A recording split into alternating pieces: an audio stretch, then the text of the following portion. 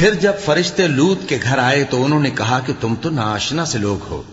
وہ بولے کہ نہیں، بلکہ ہم آپ کے پاس وہ چیز لے کر آئے ہیں جس میں لوگ شک کرتے تھے، اور ہم آپ کے پاس یقینی بات لے کر آئے ہیں اور ہم سچ کہتے ہیں۔ تو آپ کچھ رات رہے سے اپنے گھر والوں کو لے نکلیں اور خود ان کے پیچھے چلیں، اور آپ میں سے کوئی شخص پیچھے مڑ کر نہ دیکھے، اور جہاں آپ کو حکم ہو وہاں چلے جائیے۔